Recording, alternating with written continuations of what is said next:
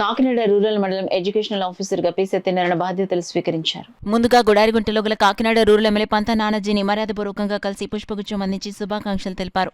అనంతరం రమణయ్యపేట గ్రామంలో గల కాకినాడ రూరల్ మండల పరిషత్ కార్యాలయంలో గల మండల విద్యాశాఖ కార్యాలయంలో బాధ్యతలు స్వీకరించారు. నూతనంగా బాధ్యతలు స్వీకరించిన ఎంఈఓ సత్యనారాయణకు కార్యాలయ సిబ్బంది పుష్పగుచ్చాలు అందించి శుభాకాంక్షలు తెలిపారు. అది స్టూడెంట్ కిట్స్ రూపంలో అవ్వచ్చు, మధ్యాహ్న భోజనం రూపంలో అవ్వచ్చు, లేకపోతే నాడు నేడు రూపంలో పాఠశాల అభివృద్ధి కావచ్చు.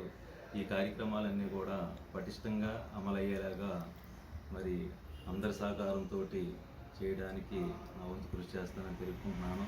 అదేవిధంగా ప్రభుత్వం అందజేస్తున్నటువంటి ఈ సర్వేపల్లి రాధాకృష్ణ విద్యార్థి మిత్రకు సంబంధించినటువంటి కిట్లు ప్రతి విద్యార్థికి అందేలాగా ప్రతి పాఠశాలలో కూడా పిల్లలు వాటిని యూనిఫామ్ ధరించేలాగా, షూ వేసుకొని వచ్చేలాగా, బ్యాగ్తో పాటుగా పాఠశాలకు వచ్చేలాగా అందరి సహకారంతో కృషి చేస్తానని తెలియజేసుకుంటున్నాను.